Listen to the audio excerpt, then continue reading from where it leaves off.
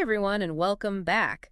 So today we're going on a deep dive into something that really impacts like every single one of us, and that is human connection. Mm.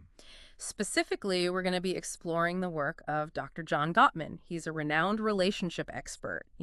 Oh, yeah. Um, and get this, he found that it's not the grand romantic gestures Right. or even like the big blowout arguments that determine if a relationship is going to be successful, but it's actually the seemingly insignificant everyday moments where we're reaching out for connection. He calls those little tiny interactions bids. Yeah.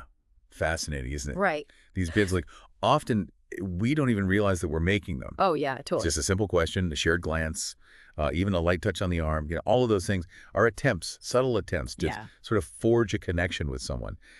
And believe it or not, the way we respond to those bids can have a massive impact on all our relationships. And that's what I find so fascinating. We're talking about these almost invisible moments having this huge impact. Yeah. Gottman, he even has this crazy statistic. Husbands who are heading for divorce ignore their wives' bids for connection like 82% of the time. Wow. Yeah. Yeah.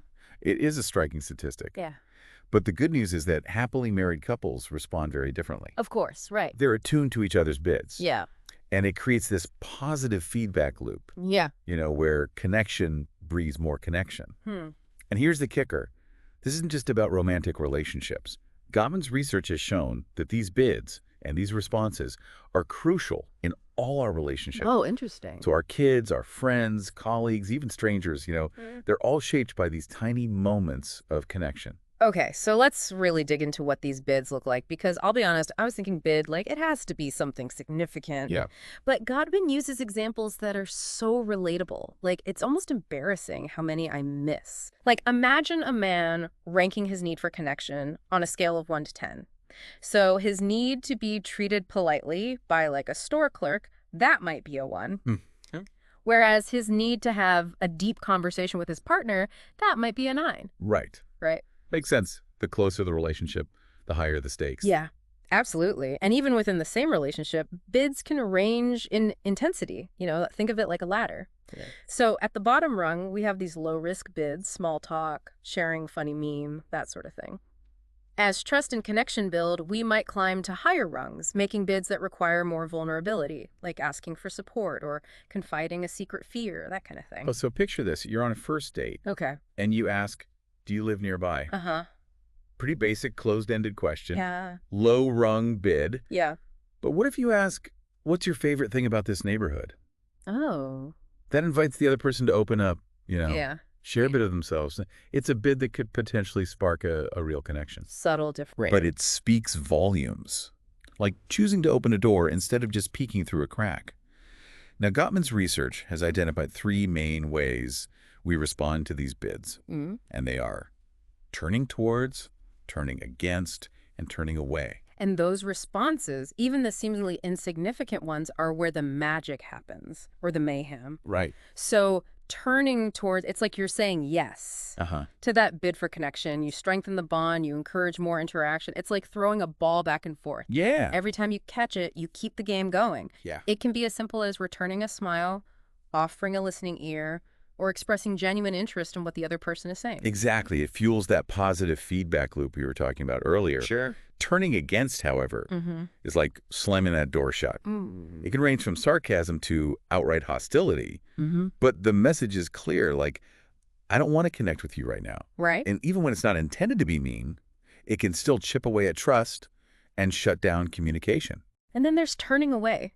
Before diving into this research, honestly, I thought this was the most harmless response. Right. But Gottman's work reveals it's actually the most damaging in the long run. Really? Yeah, it's like the other person is holding up this metaphorical ball, and you pretend it's not there. You're scrolling through your phone, you're zoning out during a conversation, or you just completely miss the emotional cue. Ouch. I know, right?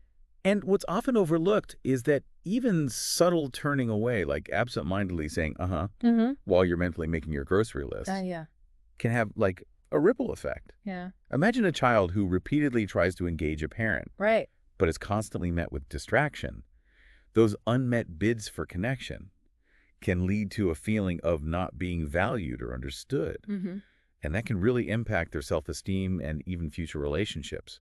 It's not about being a perfect parent. Right. It's about recognizing how these small moments accumulate over time. It's like death by a thousand paper cuts. Yeah. Each one on its own might not seem like a big deal, but like collectively they can cause real damage. Right. And in fact, Gottman's research found that couples who consistently turn away from each other's bids, they're more likely to end up divorced Wow. than those who are just engaging in like outright conflict. Interesting. It makes you think, doesn't it? Yeah, right. It does, because when we turn away from bids for connection, it fosters this sense of loneliness and isolation. It's like the foundation of the relationship is slowly eroding, and it leaves both people feeling disconnected and just unfulfilled. So we've got these bids, these tiny attempts to connect, and these three very different ways of responding. Now let's get into the nitty-gritty. Let's look at some real-life examples from Gottman's work and see how these bids play out in different situations. I think that's where the real aha moments are going to hit for all of us. I agree. Because seeing these concepts in action, in situations that we can all relate to, is where the true learning begins. All right, first up, let's talk about the busy dad in the circus. Gottman describes a dad who's super excited to take his teenage daughter to this brand new circus. He thinks she's gonna love it, but she's already made plans to have a sleepover with friends. Now, on the surface, this just seems like a simple scheduling conflict. Yeah. But if we look closer, we see a missed big. The dad is making a bid for quality time with his daughter, but he's overlooking her bid to connect with her friends. He's so focused on his own idea of fun that he's not stopping to consider what's truly important to her at this stage in her life. I think that's something a lot of us can relate to, especially parents. We have these ideas about what our kids should enjoy or what's best for them, and we miss those subtle cues about what they truly need. It's about recognizing that their world is just as valid and important as ours. Exactly. And it's not even necessarily about the circus tickets or changing plans. Okay. It's about acknowledging her world, showing her that her feelings and desires matter. Imagine if instead of dismissing the sleepover, the dad had turned towards her bid. So how could he have done that? What would turning towards look like in this scenario? Well, instead of just saying no or trying to convince her to go to the circus, he could have started by asking open-ended questions like, tell me more about this sleepover. What are you most excited about? Maybe it's the first time she's been invited to this particular group of friends, or maybe there's a new girl she's hoping to bond with. By asking those questions, he's showing her that he cares about her world. It's like you said before, choosing to open the door instead of just peering through the crack. Yeah. He's inviting her to share more of herself, and that builds connection. And from there, they could brainstorm alternative ways to connect. Maybe they could do something Saturday afternoon before the sleepover, or maybe he could take her to a different show another time. Okay. The key is that he's acknowledging her needs and working with her to find a solution that works for both of them. So what's the takeaway for our listeners from this busy dad scenario? I think it boils down to this. Be mindful of the bids your loved ones are making, even the ones that seem small or insignificant. Take the time to understand what's behind their words and actions. What are they really trying to tell you? And remember, turning towards doesn't always mean saying yes. Right. Or giving them exactly what they want. Yeah. It's about showing them that you see them, you hear them, and you care about what's important to them, even if it means letting go of your own agenda sometimes. Well said. Now let's switch gears and explore how bids play out in a completely different realm.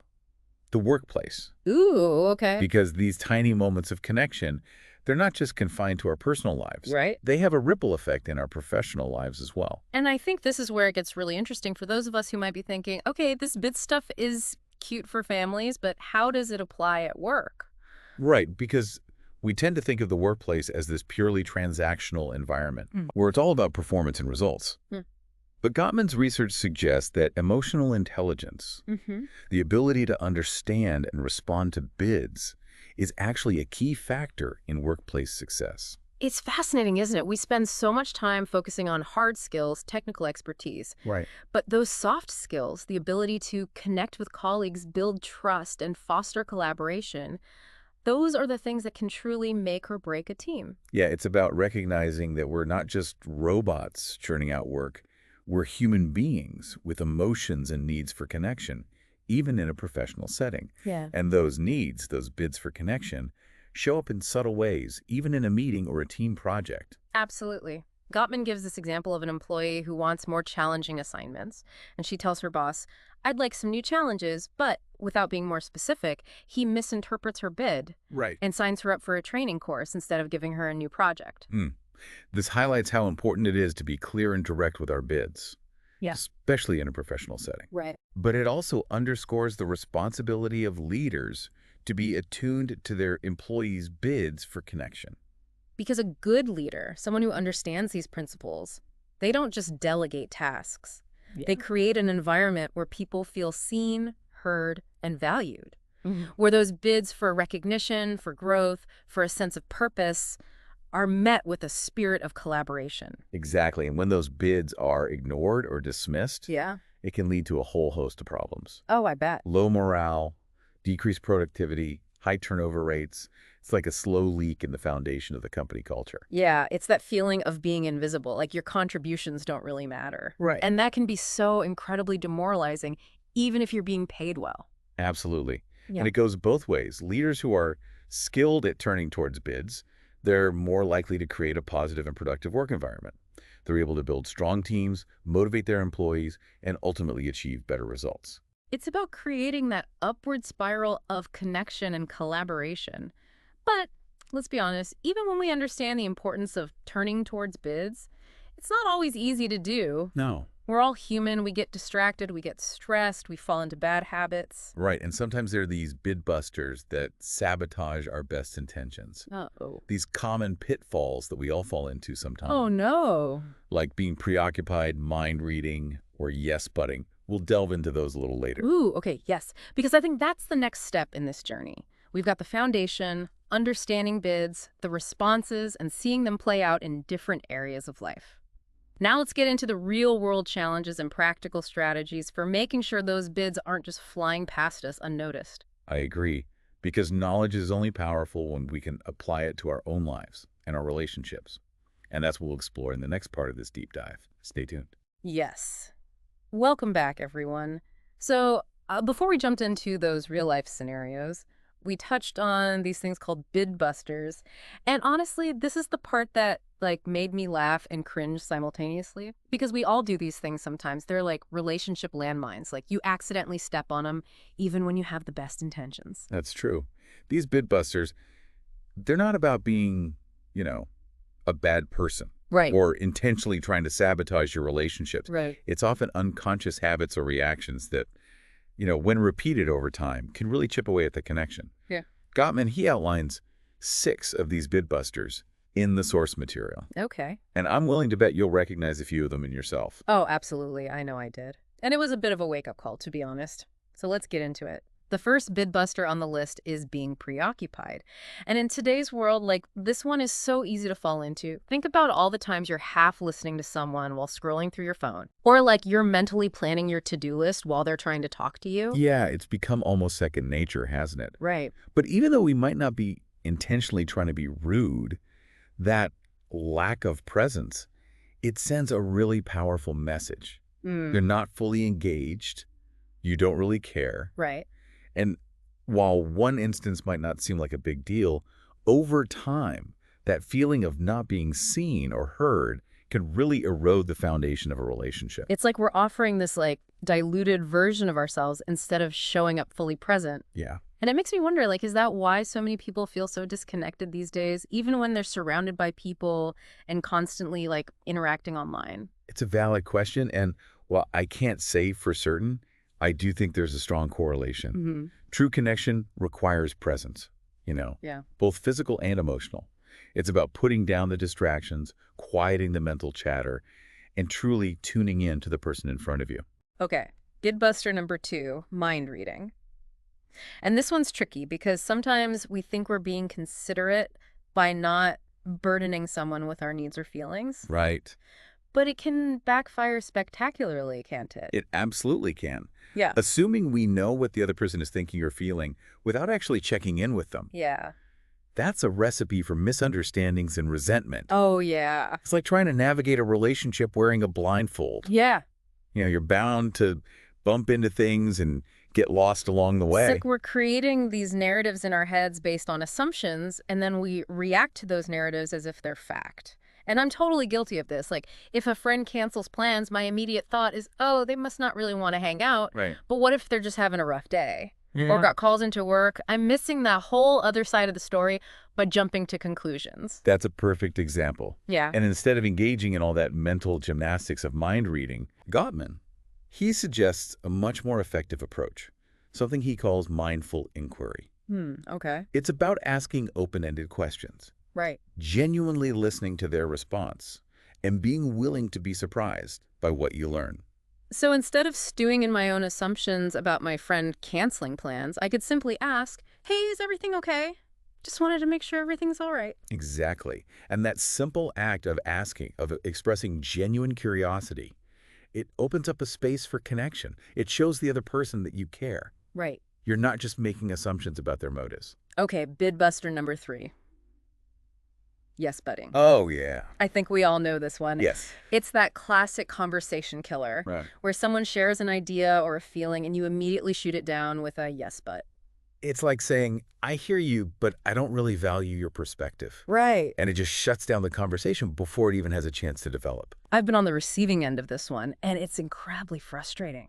It's like, why even bother sharing if you already know that your thoughts and feelings are going to be, like, dismissed or invalidated? Exactly. And instead of yes-butting, Gottman encourages us to practice something called validation. Okay. Now, this doesn't mean you have to agree with everything the other person is saying. Right. It's about acknowledging their feelings, showing empathy for their situation, and trying to see things from their perspective. It's like saying, I see you, I hear you, and even if I don't fully understand or agree, I respect your experience. Precisely. And that simple act of validation can be so powerful. It can de-escalate conflict, create a sense of safety, and foster deeper connection. Okay, bid buster number 4, cross-complaining. Oh, this one can turn ugly fast. I know. It's that classic scenario where someone shares a complaint, and instead of addressing it, you fire back with a complaint of your own. It's the, oh yeah, well, I response. Right. And it immediately shifts the focus away from the original bid for connection and turns it into a competition of who has it worse. It's like a tennis match of negativity. No one wins in that game. You're just creating a cycle of defensiveness and resentment. What's often happening is that both people are making bids for attention and validation, but they're doing it in a way that sabotages the connection. So instead of trying to one-up each other with complaints, what's a more constructive approach? Gottman suggests a very simple but effective technique, taking turns. One person shares their complaint, while the other person actively listens and tries to understand. Then they switch roles. This ensures that both people feel heard and understood. Right. And it creates a foundation for working towards a solution together. It's like saying, okay, let's hit pause on the blame game and actually listen to each other for a minute. Exactly. Because when we feel heard and understood, we're much more likely to be open to compromise and collaboration. Bid buster number 5, negative comparisons. This one can be especially hurtful because it attacks, like, the core of someone's worth. Right. You're comparing someone unfavorably to another person, implying that they're not good enough. And it's something we often do unconsciously, without realizing the impact it can have. But think about it. Being constantly compared to someone else, whether it's a sibling, a colleague, or even a stranger on social media, it can be incredibly damaging to self-esteem. Yeah, this one takes me right back to childhood, you know. I'm the youngest of 4, and comparisons were a constant source of, like, sibling rivalry, you know. Why can't you be more like your sister? She always gets straight A's. Ouch. It's a classic example. Yeah. And while it's natural to compare, when those comparisons are used to put someone down or make them feel inadequate, it can be incredibly damaging. So instead of focusing on what someone isn't, what's a more constructive approach? It's about shifting the focus to acknowledging and appreciating their unique strengths and contributions. So instead of saying, why can't you be more like your sister? The parent could say, I know you're working hard in school, and I'm proud of the effort you're putting in, and I'm here to support you in any way I can. Yeah, it's about celebrating their individuality instead of trying to fit them into a mold. Exactly. And that shift in perspective can make all the difference in how the person feels about themselves and their ability to succeed. All right, last but not least, bid buster number 6, advice giving. Now, this one seems counterintuitive because we often think we're being helpful by offering advice. Right.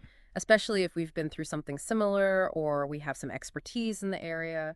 Right, and sometimes advice is helpful and welcome. Of course. But what Gottman highlights is that often what people really need is simply to be heard and understood, Right. not to be fixed or told what to do. Mm. They might just need to vent, process their emotions, or feel validated in their experience. It's like that saying, people don't care how much you know until they know how much you care. Sometimes the best support we can offer is simply to listen with empathy and without judgment. Exactly.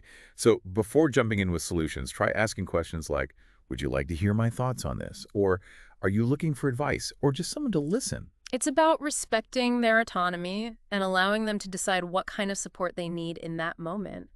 And sometimes just knowing that someone cares enough to listen without trying to fix them, that's all it takes to feel connected and supported.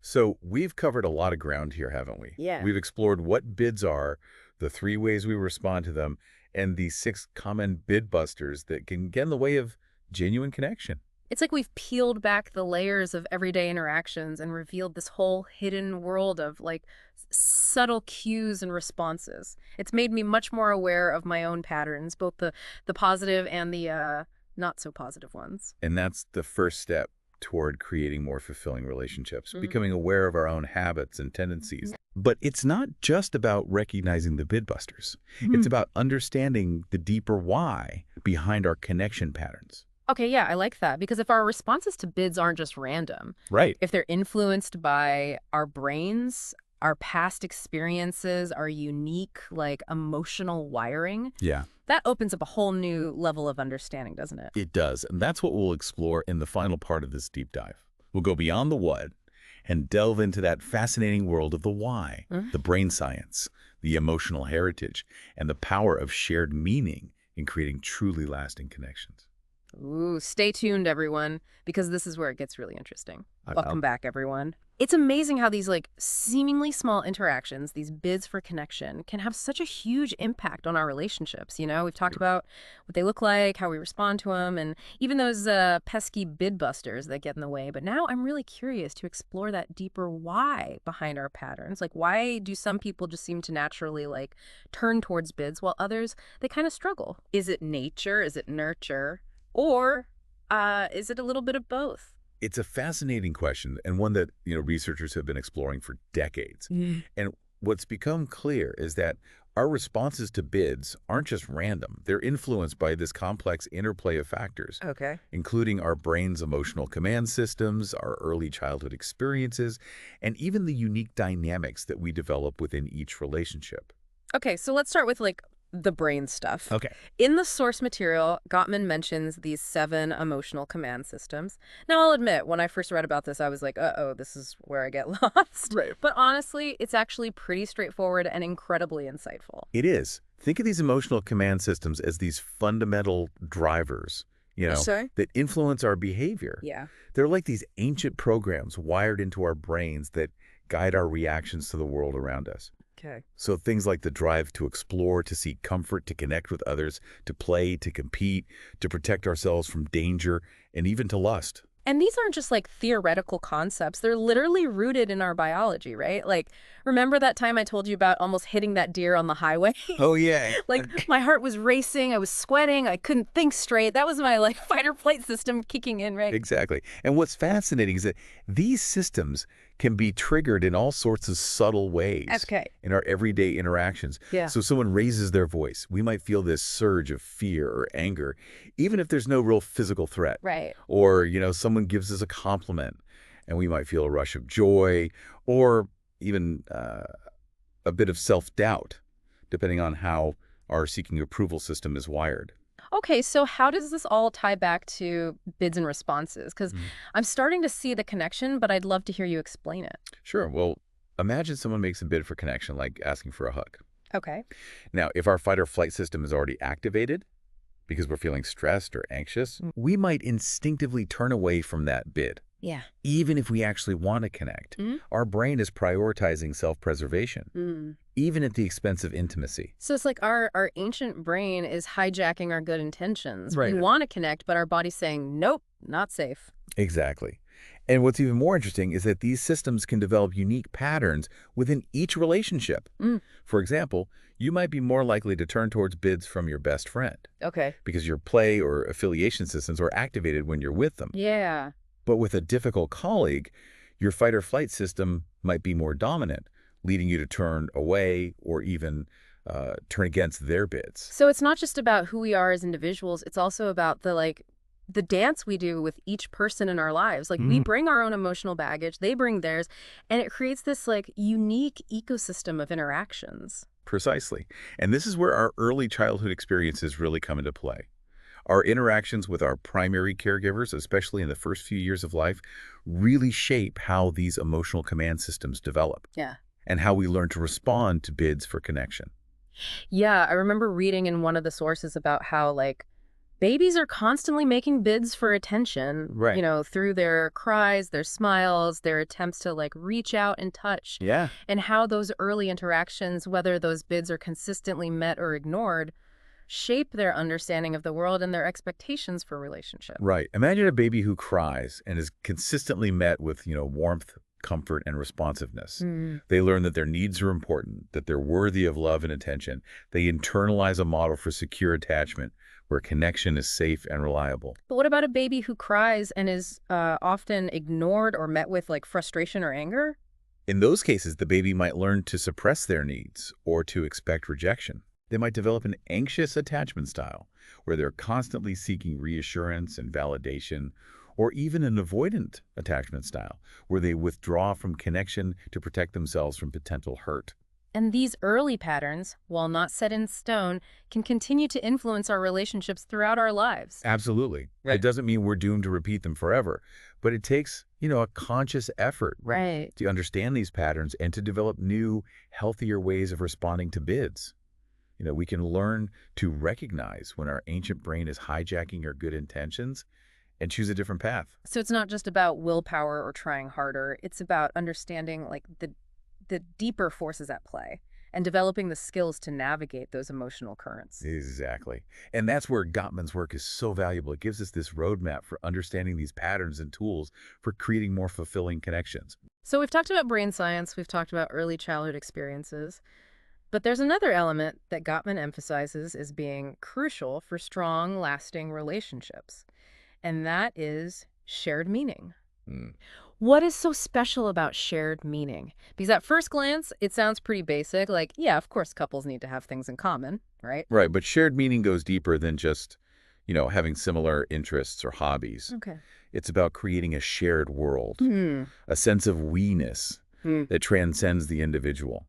It's about building a life together that feels purposeful and meaningful. It's making me think of that old saying, the sum is greater than its parts. Yeah, Shared meaning is about creating something together that's bigger than either person could create on their own. exactly. And Gottman, he talks about how shared meaning can be cultivated through rituals, Mm. shared experiences, and conversations that delve deeper than just surface-level chit-chat.